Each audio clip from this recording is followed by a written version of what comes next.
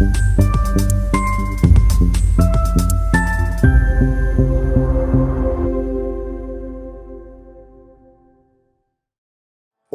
Taluk NSS യൂണിയൻ്റെ നേതൃത്വത്തിൽ തുടരുന്ന രാമായണ മഹോത്സവം വ്യത്യസ്തമായ ആധ്യാത്മിക സപര്യയായി പുരോഗമിക്കുന്നു.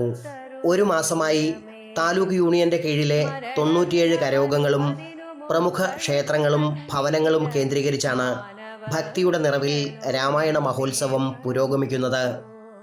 വൈക്കം താലൂക്ക് NSS യൂണിയൻ, വനിതാ സമാജ യൂണിയൻ, ബാലസമാജ യൂണിയൻ, ആധ്യാത്മിക പഠന കേന്ദ്രം എന്നിവയുടെ സംയുക്ത ആഭിമുഖ്യത്തിലാണ് രാമായണ മഹോത്സവം പുരോഗമിക്കുന്നത്.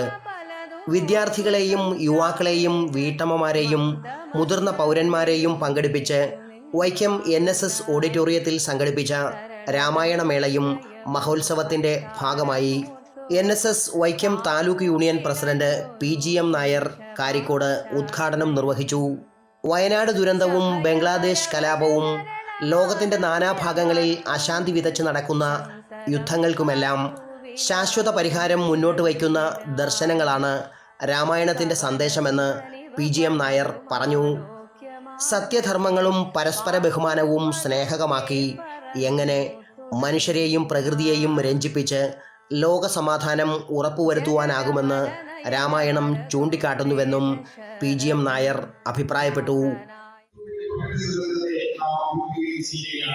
പ്രപഞ്ചത്തിലുണ്ടാകുന്ന സമസ്ത പ്രശ്നങ്ങൾക്കും പരിഹാരം നിർദ്ദേശിക്കുന്ന ലോകത്തെ ഏറ്റവും ശ്രേഷ്ഠമായ മഹാഗ്രന്ഥമായ രാമായണം പാരായണം ചെയ്യുമ്പോൾ പ്രകൃതി സംരക്ഷണത്തിന്റെയും മനുഷ്യ സ്നേഹത്തിന്റെയും അധികാര പരമ്പരയ്ക്ക് വേണ്ടിയും സ്ഥാനമാനങ്ങൾക്ക് വേണ്ടിയും മനുഷ്യനെ ഏത് രീതിയിലും നിഷ്ഠൂരം കൊലപ്പെടുത്തുവാനും രാഷ്ട്രത്തെ നശിപ്പിക്കുവാനും ജനങ്ങൾ തയ്യാറാവുന്നില്ല എന്നതിൽ ശ്രീരാമചന്ദ്രന്റെ സന്ദേശങ്ങളും രാമായണത്തിന്റെ സന്ദേശവും എത്രയോ പ്രസക്തമാണ് എന്ന് നാം ഓരോരുത്തരും മനസ്സിലാക്കുക.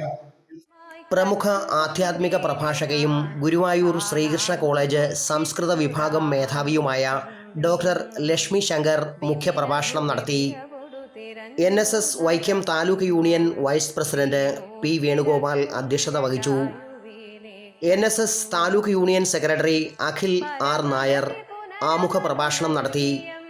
വൈക്കം താലൂക്ക് NSS യൂണിയൻ നേതാക്കളായ CP Narayanan Nair, PN Radhakrishnan, N Madhu, VK Sreekumar, professor Krishnakumar, S Murukesh, KN Sanjeev, SV Suresh Kumar തുടങ്ങിയവർ നേതൃത്വം നൽകി.